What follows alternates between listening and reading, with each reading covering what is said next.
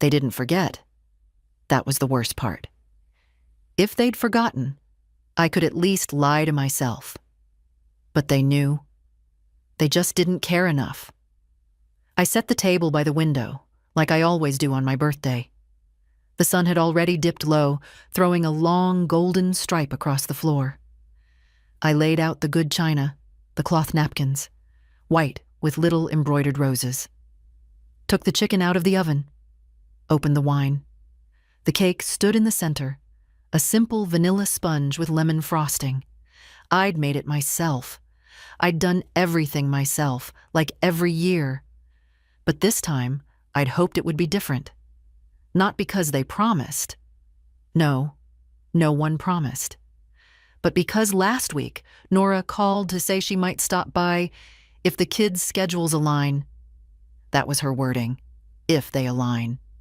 As if her mother's birthday were a puzzle piece in a crowded planner. And Thomas, my son-in-law, texted once this month, asking if I could still help them cover the water bill. I did. Of course I did. I had no expectations. That's what I told myself all day. I boiled the potatoes and cleaned the table without imagining anything. But I still set out 4 plates, just in case. When the clock struck 6, I put on my navy sweater and pearl earrings. I don't even know why. No one would see them. The earrings were a gift from my late husband, Arthur, 40 years ago. For my beautiful girl who always forgets she's beautiful, he used to say. I never really believed it.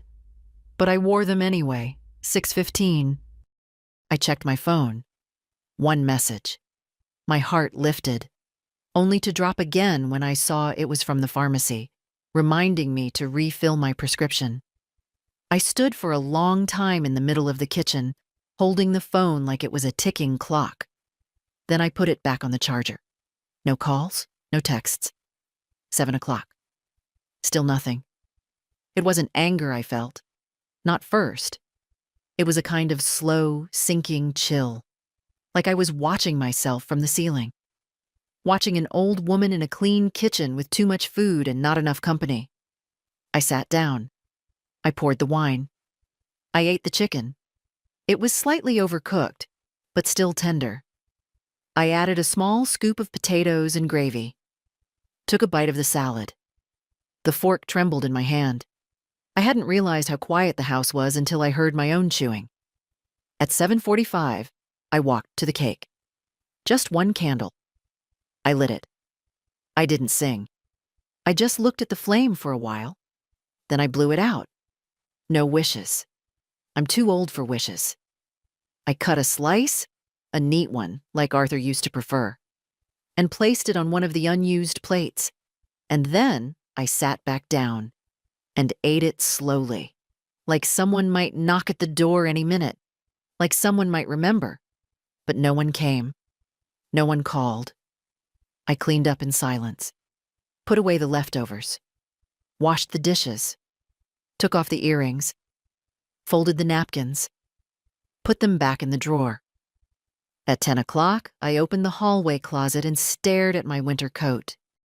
The one Nora said was too old-fashioned.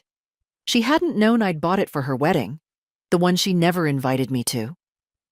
It'll just be a small thing, she said at the time. Nothing formal. It had been at a winery in Michigan with 80 guests. I turned off the lights, climbed into bed, set the alarm even though I had nowhere to go. 74 today, and not even a text. The next morning, I didn't make coffee. That might sound small, but for me, it wasn't. I'd been making coffee every morning for the last 50 years, ever since Arthur brought home that shiny percolator from Sears. Even after he passed, I kept the ritual. 1 cup, black, with half a spoon of sugar. But not today. Today I didn't see the point. I sat at the kitchen table staring at the spot where the cake had been. The clean counter felt almost accusatory, like it knew something I didn't. At 8:12, the phone rang. The old landline. Not the mobile. The landline that only a few still used. I let it ring twice before answering. "Hey, Mom, just checking in." It was Nora. Her voice was bright, breezy, like she'd forgotten something small, like a doctor's appointment, not a human being. "You didn't call yesterday," I said. A pause. "Yeah, I know," she said. "Sorry about that. Things got crazy with the twins, and Thomas had a client dinner, and then it just got late. I figured I'd call today." I didn't say anything. What could I say? "Did you do anything?" she asked. "For your birthday, I mean." "I made dinner," I said. "Set the table. Lit a candle." "Ah, Mom." Her voice softened slightly, then turned brisk again. "Listen, would you be able to watch the kids on Saturday? Just for a few hours. Thomas has a golf thing, and I have a spa appointment with Marlene." I looked at the phone like it had turned into something foul. "Nora," I said calmly, "I won't be available Saturday." There was a long silence. "What do you mean? You always—" "I won't be available." She laughed nervously. "Mom, are you okay?" "I'm fine," I said. "I'm just not volunteering anymore." "Volunteering?" Now she sounded genuinely confused. "Yes," I said. "All these years, I thought I was part of this family, that my time, my cooking, my money, that it meant something. But yesterday made things clear. I'm not mad, Nora. I'm just tired. I think it's time I stopped showing up where I'm not wanted." Another silence.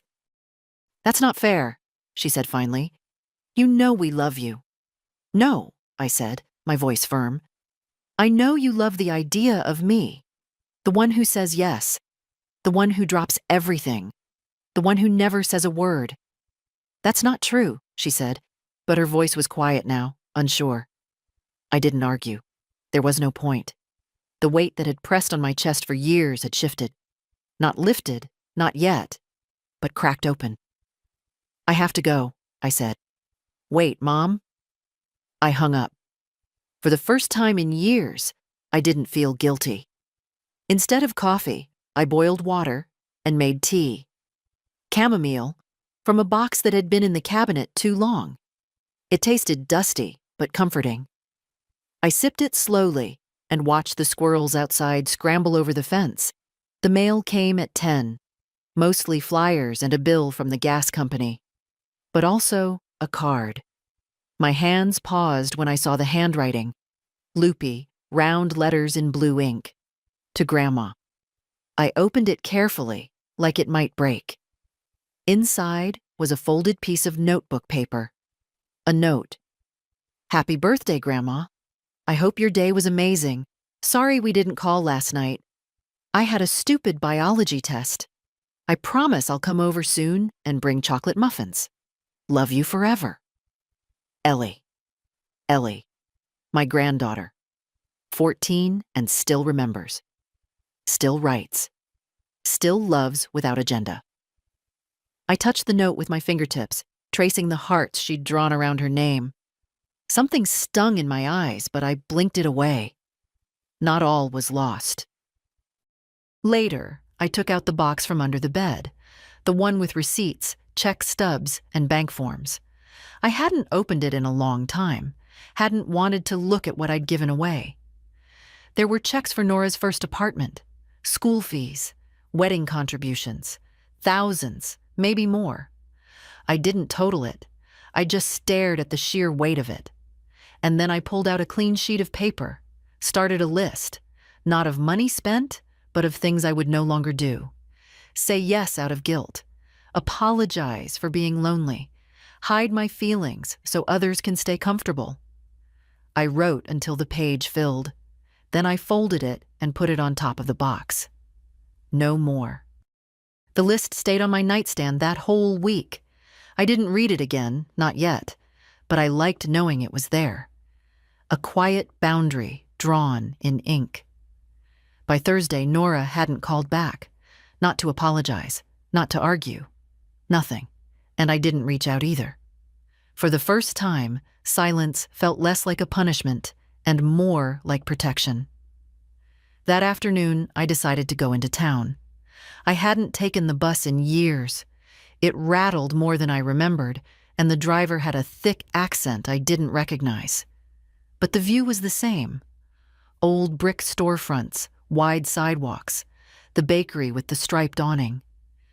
I used to bring Nora there when she was small. She'd always choose the chocolate eclair and eat the frosting first. I got off 2 stops early just to stretch my legs. The fall air was crisp, not yet cold, and the leaves on Maple Street had turned to rust and gold. I walked slowly, letting my joints complain until I reached the bank. Inside, the air was overconditioned and smelled faintly of printer ink. A young man in a gray sweater greeted me. "Can I help you, ma'am?" "Yes," I said. "I need to make some changes to my account." He typed something on his keyboard. "Do you have ID?" I handed it over, watching his eyes flick between me and the screen. "Edna Merrick," he read aloud. "Yes, you have several scheduled transfers. 1 weekly, 3 monthly. 2 linked cards, both authorized to Honora Henderson." I nodded. "I'd like to cancel them all." He blinked. "All of them?" "Yes." He hesitated. "Some of these look like payments for utilities, school fees." "I know what they are," I said calmly. He cleared his throat and began typing again. "We'll need your signature on a few documents and a brief consultation with the manager, since you're altering a linked account." "That's fine." They ushered me into a small room with glass walls. A woman named Teresa came in, maybe early 40s, with kind eyes and a nervous smile. She asked me gently if everything was all right. "Yes," I said. "I'm just making some corrections to a long-standing mistake." She didn't push, just nodded and walked me through the forms. An hour later, it was done. Nora's cards were deauthorized. The transfers were gone. When I stepped outside, the sun was still shining, and I realized I wasn't even tired. I felt clear, not triumphant, not angry, just clear. I walked back toward the bus stop, stopping briefly at the bakery. The same woman worked there, Evelyn, with her bright lipstick and tired eyes. She looked up and smiled. "Edna, haven't seen you in a while." "I've been hibernating," I said.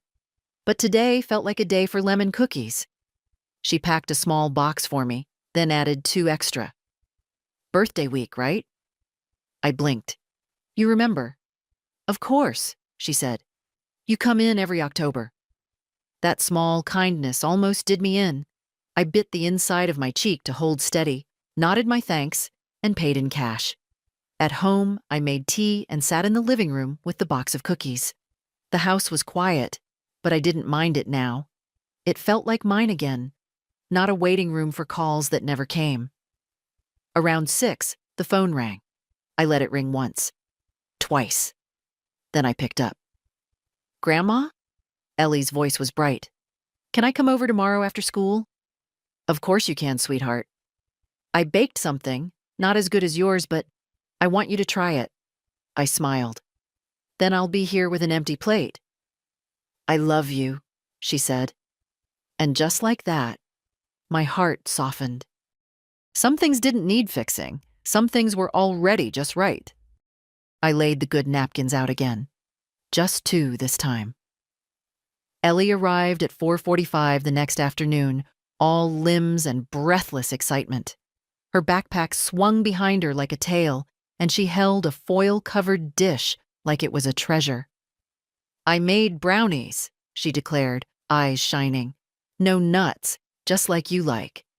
She looked so much like Nora at that age it stopped me cold for a moment. Same round cheeks, same darting glances when she was proud but unsure. But Ellie didn't carry the same edge, not yet. I took the dish from her hands. "They smell wonderful." She beamed. "I used real butter, not the margarine Mom buys." We sat in the kitchen. I sliced the brownies carefully, placing 2 on a plate and sliding them across to her. Ellie always ate fast, like life was in a rush. I sipped my tea and watched her. She told me about school, a history quiz, A teacher who wore the same cardigan 4 days a week. A new boy who pulled her braid in math class. She wrinkled her nose when she said his name. Then she stopped mid-sentence, looked at me more carefully. "Grandma, are you okay?" I paused. "Why do you ask?" "You seem different," she said, and then looked guilty. "Not bad different. Just like something happened." I wanted to lie. Say I was just tired. But she was old enough for honesty, and maybe the only one who deserved it. "Nothing happened," I said. Or maybe too much happened for too long, and I finally decided to stop pretending it was fine. Ellie blinked. "Because of Mom?" I didn't answer. That was answer enough. She pushed her plate away. "She said you were being dramatic." That stung, not because of the word, but because I knew how often I'd worked to be exactly the opposite. "I'm not mad at your mother," I said gently. "I just decided I don't need to explain myself anymore, not to anyone who only shows up with empty hands and a full list of needs." Ellie picked at a crumb. "She thinks you'll come around." "She's probably right," I said. "That's what I always did. But not this time." "Good," she whispered. Then louder, "You don't deserve that. You're the kindest person I know." It was such a simple sentence, but I felt it settle into something deep, a place in me that had gone hollow from giving. I reached across the table and squeezed her hand. "Thank you." She smiled, then looked serious again. "Are you gonna cut her off completely, like forever?" "I don't know," I said. "But I know I need space, and she needs to feel it, not just brush past it like she always does." Ellie nodded slowly. "She's really mad." "I'm sure she is." "She said you embarrassed her at the bank." I couldn't help it. I laughed, a low, tired laugh that filled the room like wood smoke. "She embarrassed herself," I said. "I just stopped funding it." Ellie grinned. "You're kind of a badass." I raised an eyebrow. "Is that what the kids are calling it now?" "Yup." We washed dishes together. She insisted on drying. At one point, she hummed to herself, a tune I recognized from some old cartoons she used to watch at my house. Her world was still soft around the edges. I wanted to keep it that way, at least for a little longer. As she tied her sneakers by the door, she turned and asked, "Will you come to my school recital next week? I have a solo." "Of course," I said. "You tell me the time. I'll be there." She hesitated. "Even if Mom's there?" I looked at her squarely. "Especially if she's there." That seemed to settle something for her. She kissed my cheek, told me she loved me, and disappeared down the porch steps with that same chaotic energy she always had. After she left, I sat back at the table, hands wrapped around a mug of now cold tea. The kitchen still smelled like chocolate, and for once, the quiet didn't feel empty. It felt earned. Saturday morning arrived with a soft drizzle, the kind that makes everything look like it's been painted in watercolor. I opened the curtains and watched the rain streak down the glass, gray and quiet. I wasn't expecting anyone, and that was the best part. At 9:03, my phone buzzed. I ignored it. By 9:10, it buzzed again. This time, I checked. Nora. "Mom, please. We need to talk. Can you call me back?" I made toast instead. She'd never asked if I was okay. Not really. Not once in that message. An hour later, the landline rang. I let it ring 4 times before picking up. "Hello?" It was Thomas. "Edna, hey, sorry to bother you. Nora's a bit upset, and I thought maybe I could—" He trailed off like he'd lost his map. I waited. "She's just confused, that's all," he continued. "She doesn't understand why you're freezing everyone out. You've always been generous." Ah, there it was. "I haven't frozen anyone," I said calmly. "I just stopped funding bad behavior." He cleared his throat. "Look, I know things have been strained, but we really could use some help this month. The mortgage is... I'm not your banker, Thomas. Silence. I didn't fill it. Okay, he said finally, tight-lipped. Guess that's your decision. It is. Well, happy birthday. Belated, I guess. Thanks. He hung up without another word. I made more tea. Took out the good honey this time, the kind I usually save for guests, but I figured I counted now too. The doorbell rang just after noon. It was Nora. She stood on the porch without an umbrella, her coat spotted with rain. She looked thinner than last time I saw her. Tired. But her expression wasn't regretful. It was tight. Defensive. I opened the door but didn't step aside. Can I come in? She asked. Depends why you're here. She frowned. To talk. I let her in, slowly, and we moved to the living room. She sat on the edge of the couch like it might reject her. I stayed standing.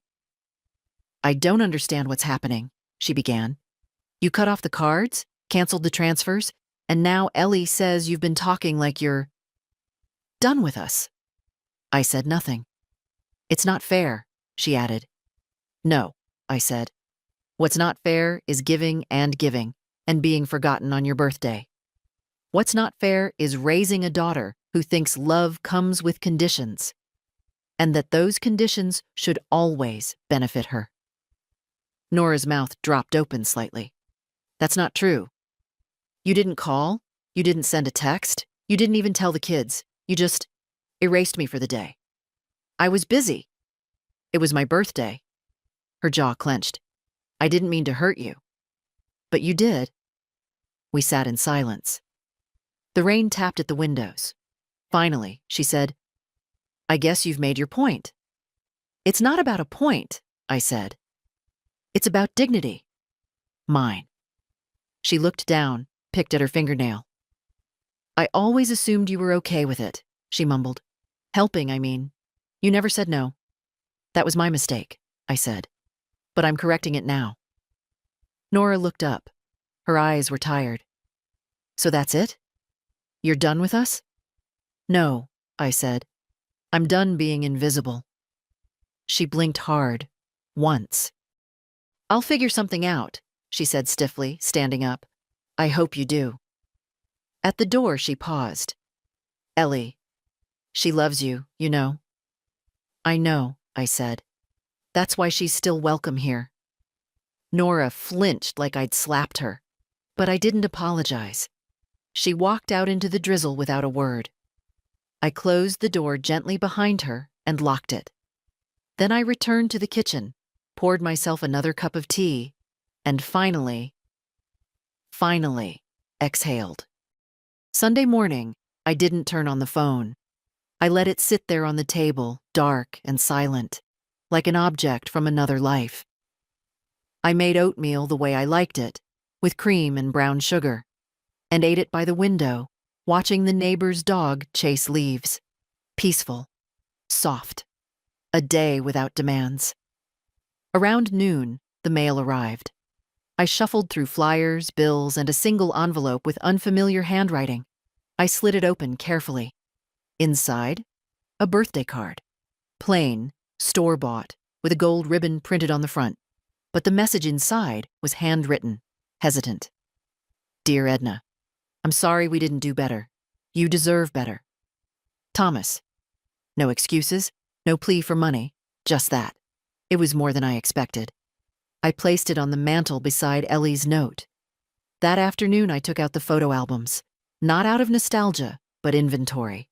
There were so many pictures of Nora, her ballet recitals, her high school graduation, her wedding. Pictures I'd taken, printed, paid for. I flipped past them slowly, watching the years turn like pages. And then I found the one that stopped me. A photo of Arthur and me in front of our first house. He had his arm around my shoulder.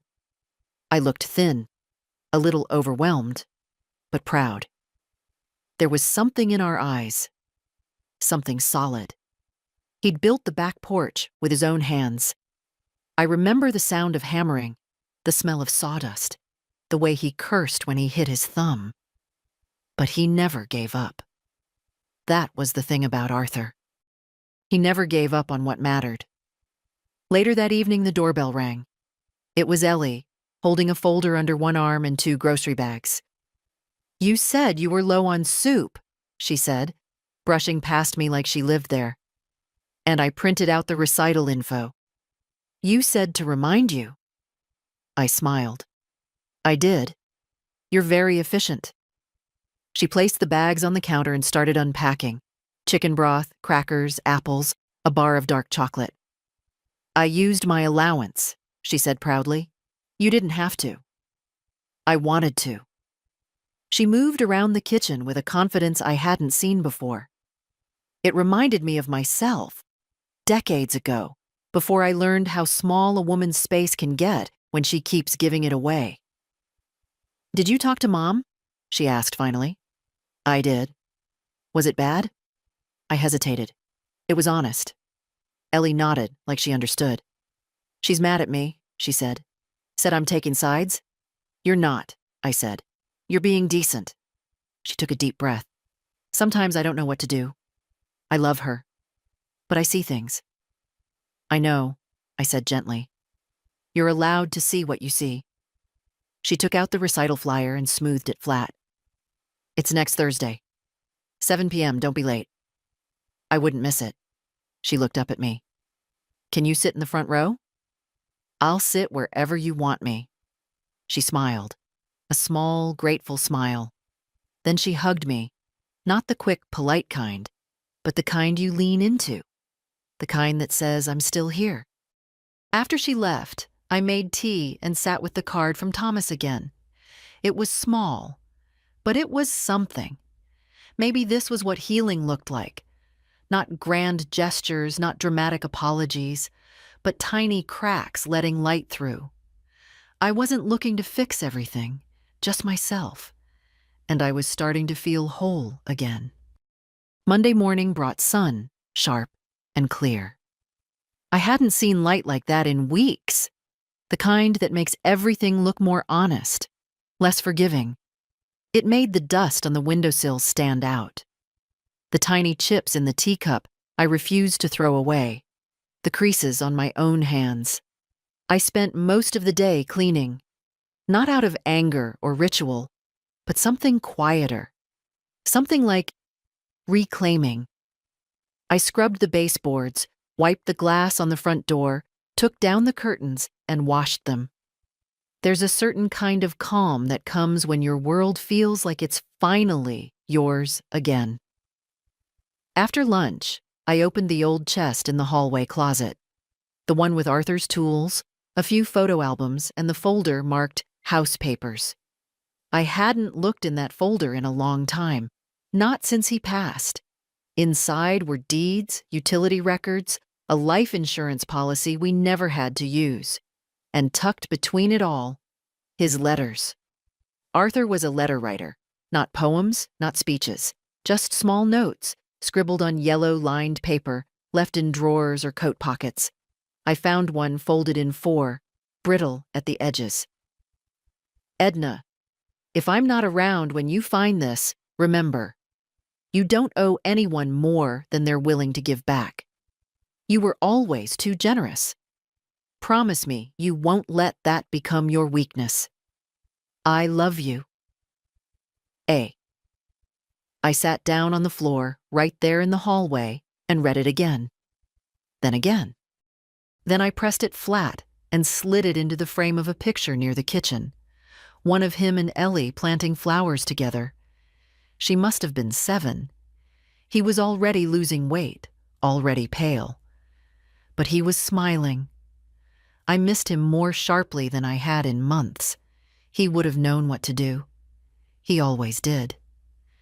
That night, I took the folded list from my nightstand, the one I wrote the day after my birthday, and added another line. 4. Stop pretending grief ends just because people get tired of hearing it. Tuesday was quiet. No calls, no visitors. I walked to the pharmacy and back. The clerk, a boy with too much cologne and a kind smile, asked how my week was going. Better, I said. Better than it's been. When I got home, I found a small package on the porch. No return address, but familiar handwriting. Inside, a jar of homemade jam. Strawberry, Arthur's favorite. And a card. Thought you might like a little sweet back in your kitchen. You deserve it. Ellie. I pressed the card to my chest, then went inside and put on the kettle. That evening, as I spread jam on toast, I remembered the first time Arthur brought me flowers. Not roses. He said they were too obvious. No, he brought tulips. Pale yellow, slightly bruised at the edges. They're not perfect, he said, but they're yours. That was Arthur. Not perfect, but mine, and kind in ways that mattered. I looked around the kitchen.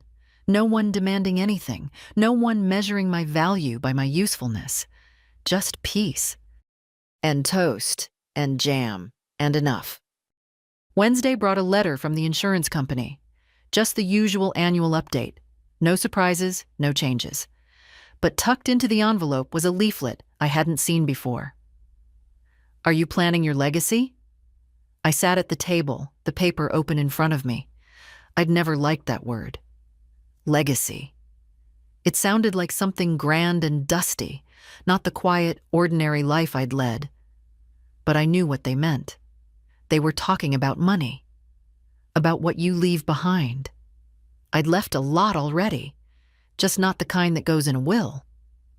Still, I made a pot of tea and pulled out the old black notebook from the drawer, the one I used when Arthur and I refinanced the house 20 years ago.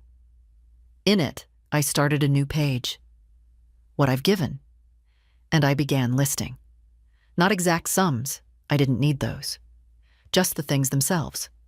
Nora's college tuition. Down payment on their first house. Ellie's school uniforms. Thomas's dental surgery when he lost his job. Groceries when their fridge broke. Christmas presents for everyone. Every year, without fail, babysitting. Hundreds of hours of babysitting, canceled vacations, missed doctor visits, delayed car repairs. I didn't write any of this out of spite, just clarity. I needed to see it, to face the shape of my giving, what it looked like on paper instead of just in my bones. I turned the page and started a second list. What I've kept for myself. The page stayed mostly empty. 1 pair of pearl earrings. My garden, though I hadn't tended it in years. The small painting over the fireplace. A gift from Arthur. A chair that didn't hurt my back. I stared at the contrast between the 2 pages. Then I closed the notebook and took a long breath. I wasn't angry. I wasn't even sad. Just done. That afternoon, I walked to the lawyer's office. Francis Dwyer, gray suit, slow smile, hands like folded paper. He'd drawn up Arthur's will years ago and sent me a Christmas card every year since. I'd like to make some changes, I said. He didn't ask why. Just opened his drawer and pulled out a folder. It took us nearly 2 hours. I told him everything. About Ellie, about the card from Thomas, about the silence from Nora. I told him about the birthday, the cake, the candle, about the toast and the jam. And he listened. When I was done, he leaned back and nodded slowly. We'll keep it simple, he said. A living trust, primary beneficiary, Ellie Merrick. Contingent provisions for the rest. You don't need to explain any more than that. I know, I said, but I wanted to. We signed the papers. I initialed each page. He handed me a copy in a crisp envelope, and I tucked it into my handbag like it was a seed. Something small, planted late, but necessary. When I stepped outside, the wind had picked up.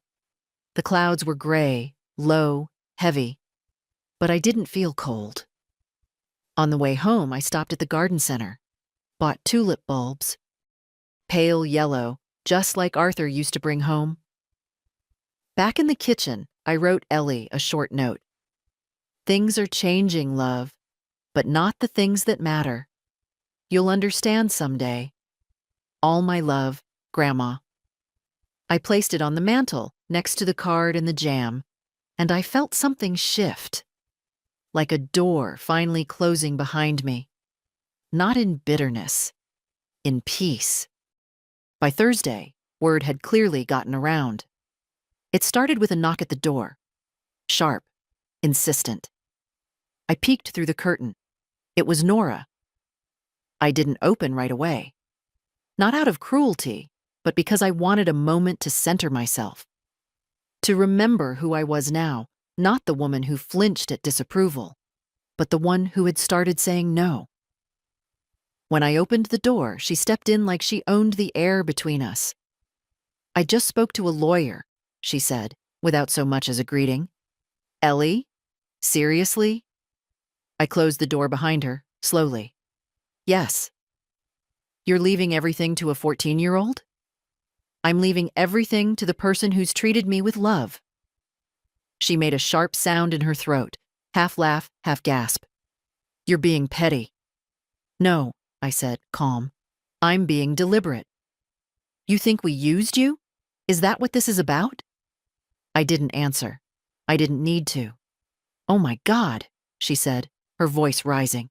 "You're rewriting history. You helped us because you wanted to, because you love us. Now you're what? Keeping score?" I looked at her, really looked. She wasn't here to understand. She was here to regain control. That had always been her way. Loud when cornered, sentimental when she wanted something, distant when she didn't. "I helped because I loved you," I said evenly. "But love doesn't mean endless access. We're your family. And I'm still your mother, but that doesn't mean I'm your safety net." She opened her mouth, then closed it. I stepped into the kitchen. "Would you like some tea?" "I don't want tea. I want—" She stopped herself. Exactly. She didn't want tea. She didn't want a moment of grace. She wanted compliance.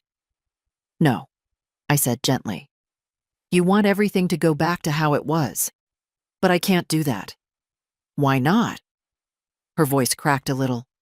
"Why can't we just start over?" "Because you never noticed I was fading," I said. "Until I disappeared." Silence. She stood in the doorway like a stranger. Finally, she said, "What do I tell the kids? What do I tell Thomas?" "Tell them I love them," I said. "Tell them I needed to take care of myself. Tell them the truth." She hesitated. "Will you see them?" "I already do," I said. "Ellie's here almost every week." "That's not fair." "No," I said. "But it's honest." She looked down, then up again. "You're really not changing the trust?"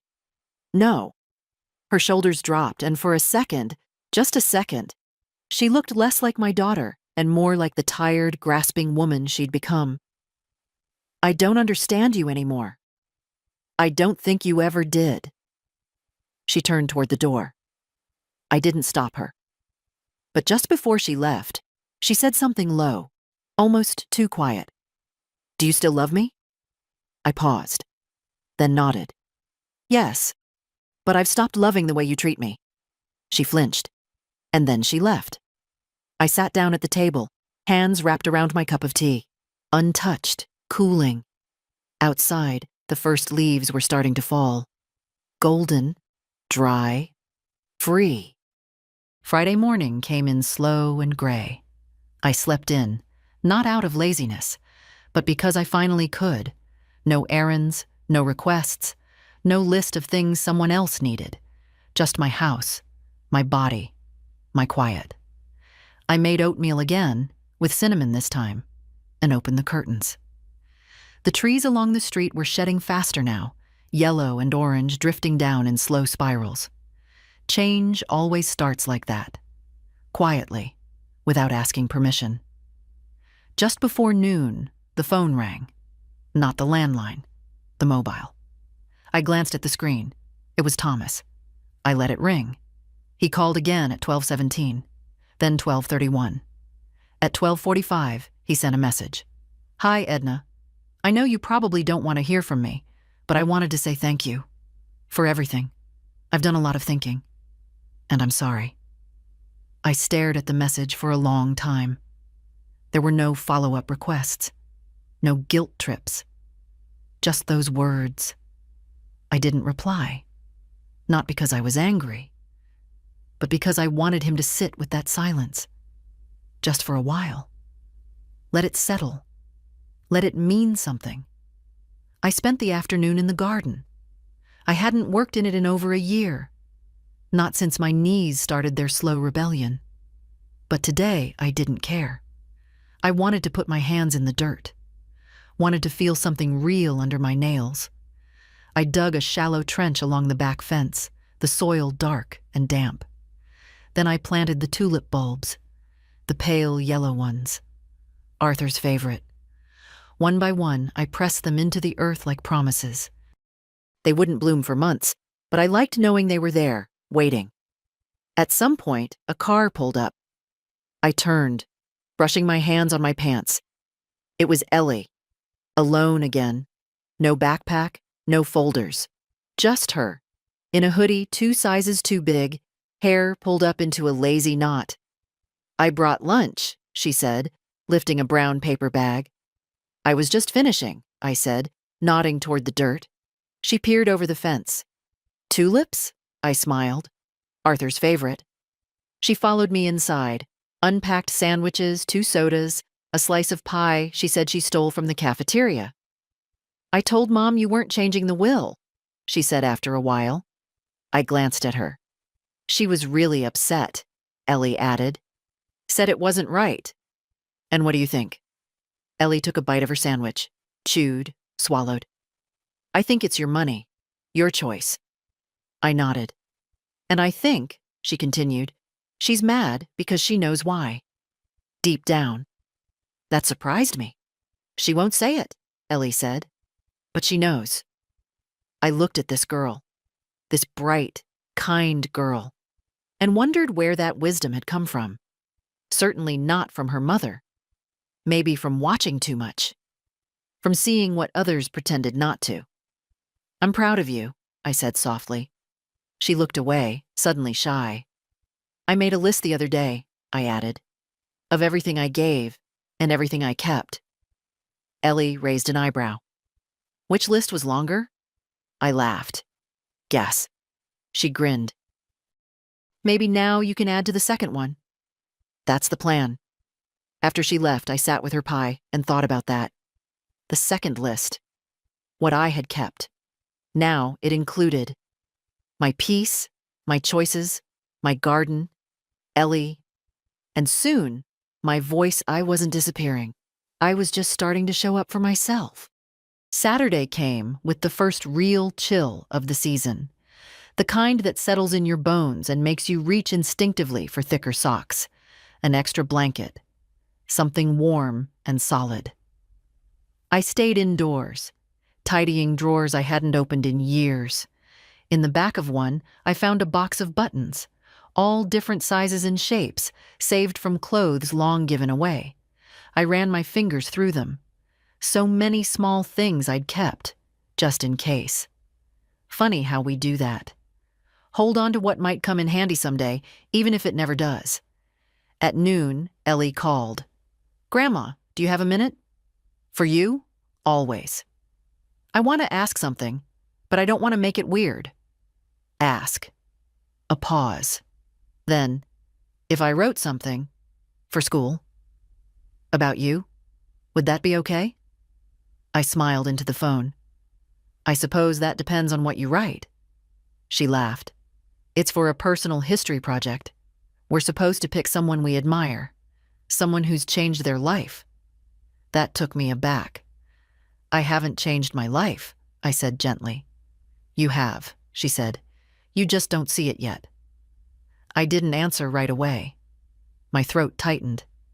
"You don't have to read it," she added. I want people to know."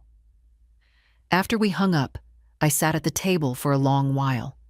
Then I got up, went to the closet, and pulled out the old cedar box where I kept Arthur's letters. I chose one at random, folded, aged, still faintly smelling of tobacco and thyme. Edna. One day, they'll stop listening to you, and you'll start believing you have nothing worth saying. When that happens, speak louder, because silence is the only thing they'll ever let you keep. A. I read it twice, then folded it back and slid it into my pocket. In the afternoon, I called the community center. Hi, I'm wondering if your fall schedule still has any open workshops? Let me check, the young man said. For seniors? No, I said. For everyone. He hesitated. We have a weekly writing group. Wednesdays, all ages. You interested? I am. I signed up on the spot. He seemed surprised. Maybe he thought I sounded too old. Maybe he thought people like me had nothing new to say. Good. Let him think that. Let them all think that. I sat down later that evening with a fresh notebook. Not for lists this time. For words. I didn't know what I'd write yet. A story. A memory. A letter to the version of myself I'd buried for years. But I'd start. Because Ellie was right. I had changed. I'd started telling the truth. And I wasn't done yet. Sunday was quiet again, but it felt different now.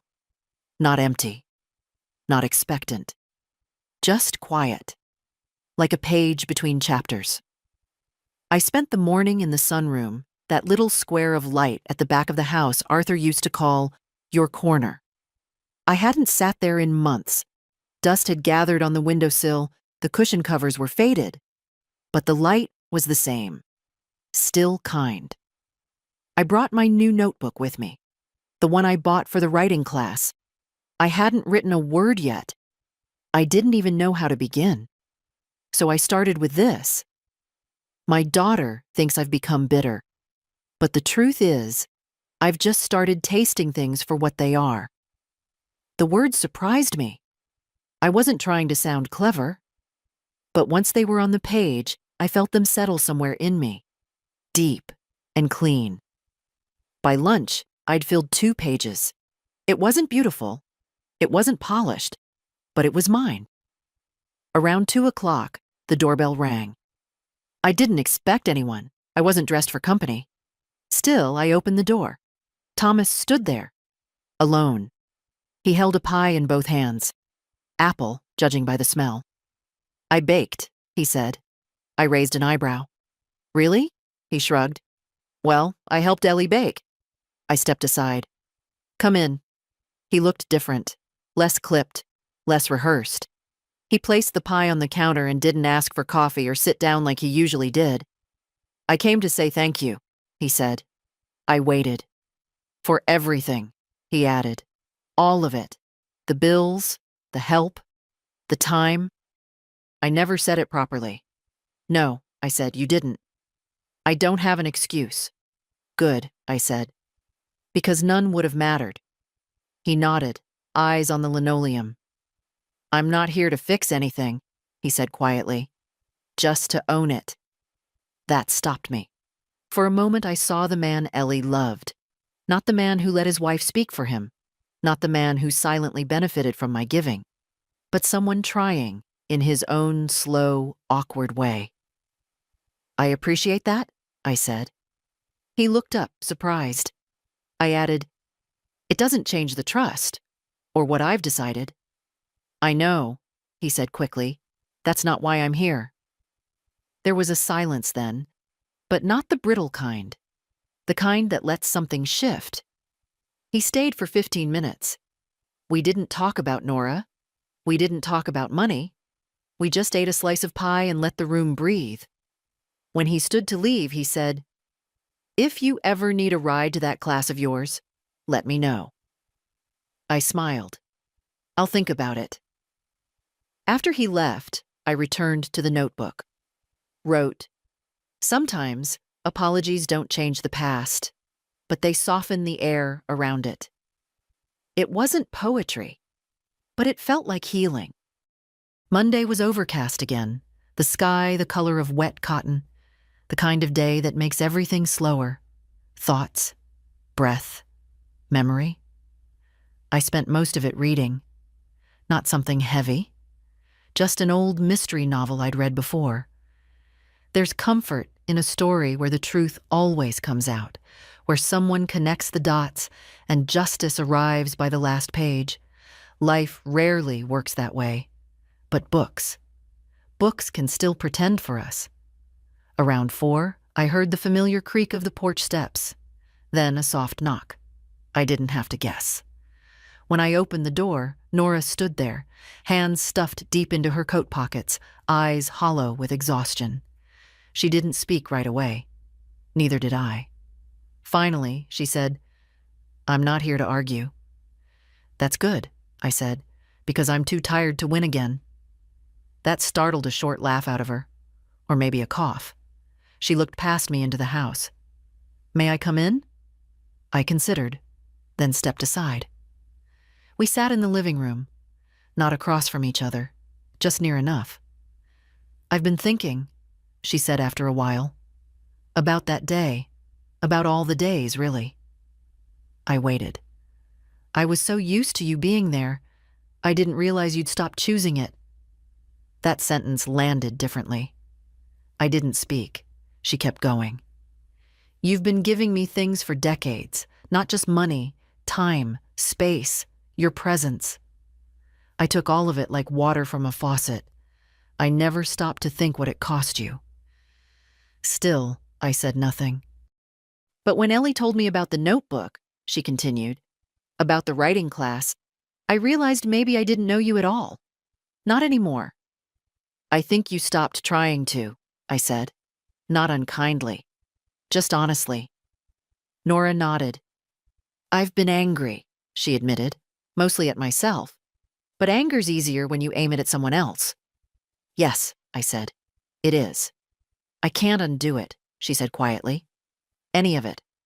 "No," I said. "You can't." She looked up. "But I can stop expecting more from you than I give." That moment sat between us like a fragile cup. "You always thought I was strong," she said. "I did," I said. "And I still do. But strength doesn't give you the right to break other people." Her eyes filled, but she didn't cry. She just nodded. "Ellie says you're writing again." "I'm trying." "About us?"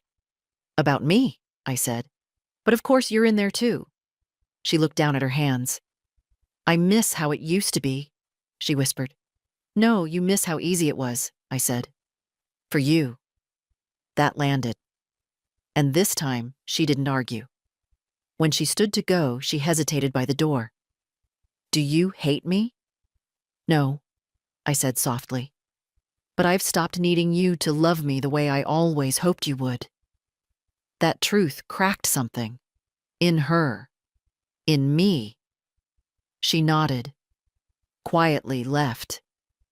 And when the door clicked shut, I didn't feel abandoned. I felt free. Tuesday came without ceremony. The house was still. The kind of stillness that used to ache. But not anymore. Now it felt earned, like a room cleaned after guests leave. Not empty, just quiet again. I spent the morning writing. Nothing grand. Just small pieces. Sentences that circled around old memories. Arthur's laugh when he dropped a whole pie face down. Ellie's tiny fingers gripping mine on her first day of preschool.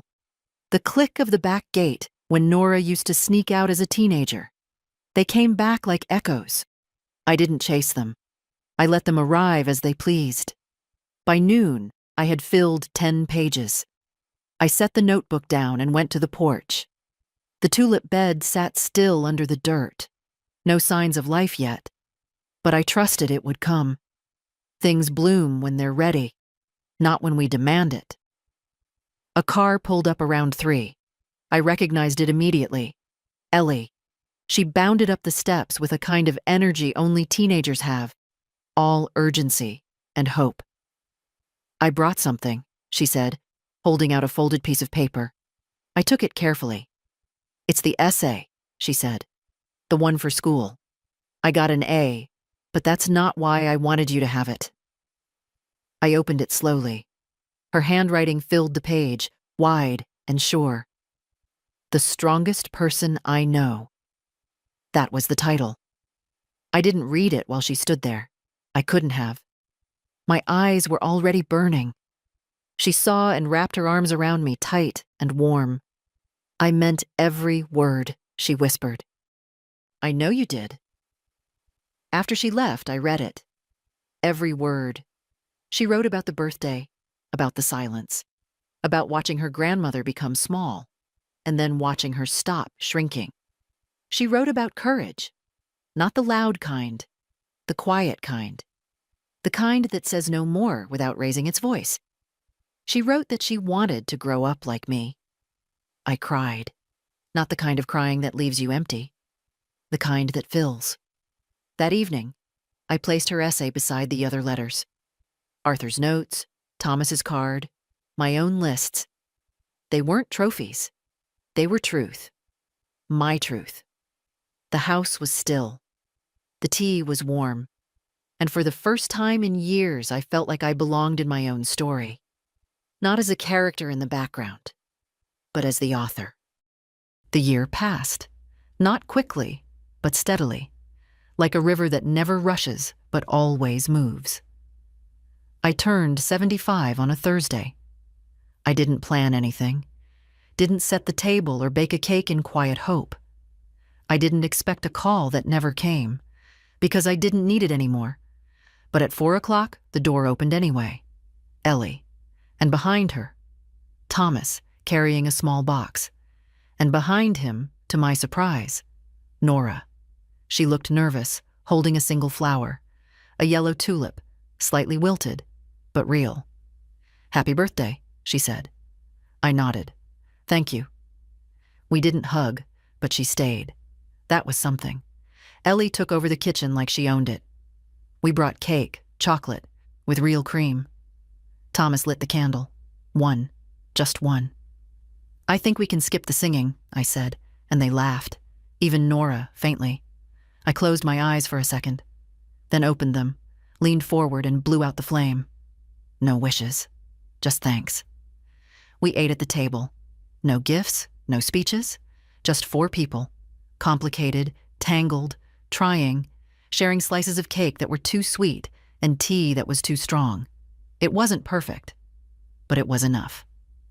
After they left, I sat in the living room, Ellie's essay still framed on the mantel, the letters beside it, my notebook resting nearby, half filled now with memories, moments, truth. The garden was dark outside the window, but I knew beneath that cold soil the tulips were still waiting. They'd come in their time, and I'd be here. Maybe quieter now. Maybe smaller in the world's eyes, but not invisible. Never again invisible.